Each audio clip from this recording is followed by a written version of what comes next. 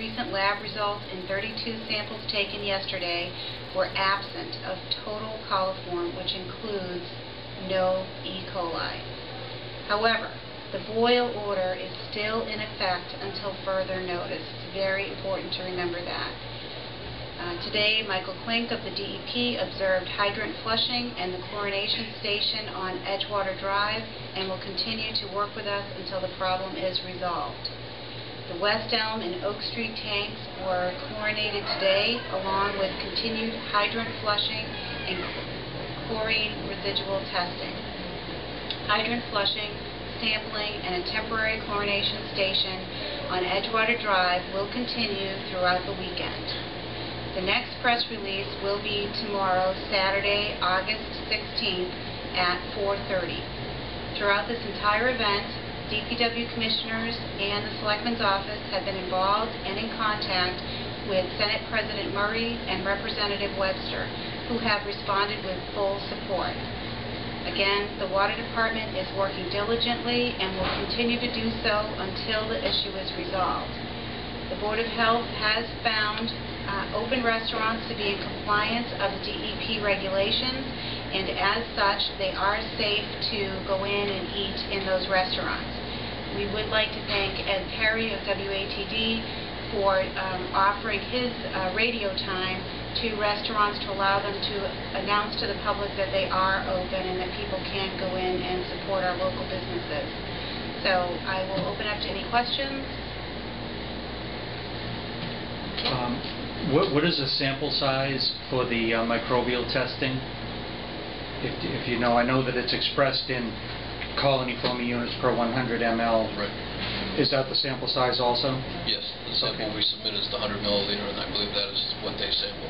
Oh, okay. Okay, you submit colonies per 100 milliliter sample. Okay. Yes, we submit. Yes.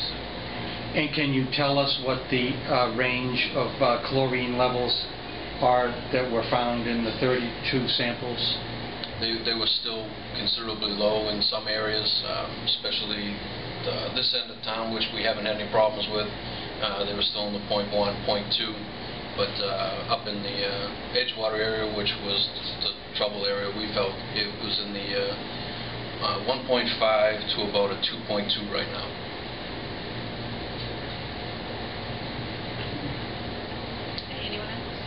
Can you speak to what the best case scenario would be in terms of, I know a lot of people are wondering when this boil order will be lifted, or I know you have to go through the DEP, but have you heard, I mean, what's the best case that you've heard so far? Not really.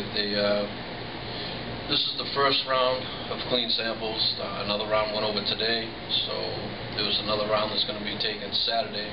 Those all come back. That's 3 in a row. If that's going to be enough, we're not sure. We're going to take another round later on Sunday so we can take them to the lab first thing Monday morning.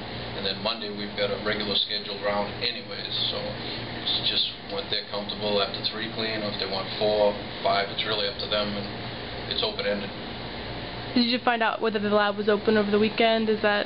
They were going to take care of meeting us when we leave town. We'll just call, they'll meet us there, they'll get them set up, and then they'll call me direct tomorrow with the results from today's, and then we won't have anything else until Monday. Okay, anyone else?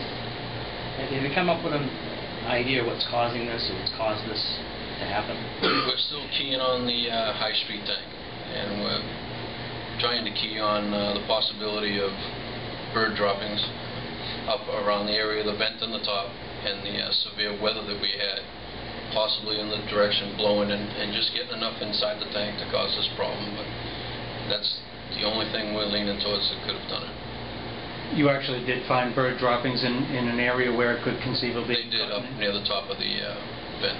And would... They disinfected it and put on additional screening and attached it so that they can't rest on that ledge or whatever you want to call it. But yes, there was bird droppings.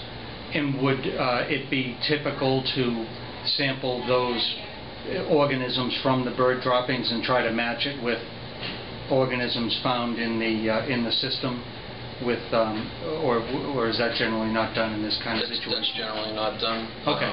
I think if there's a problem that lingers, I think there is additional testing to try and exactly identify. It would seem like overkill, but that's what they do when the FDA would do if they were trying to match up a food contamination with a source. But I don't expect it would happen in this kind of situation. Okay. Okay, so water distribution will continue at the high school from 8 a.m. until 8 p.m. We had the local soccer teams today there helping the Red Cross. And George, if you want to comment on that at all? Or? It's going very well. The kids have been totally invaluable. They've worked very, very hard. It's a good operation. It's working very, very smoothly. We're very fortunate to have all the volunteers that we have had. And the attitude of the public's been great. Very understanding, very cooperative, very pleasant. Great, and we do appreciate that. So thank you very much. And if there are no more questions, we will see you all tomorrow at 4:30. Thank you.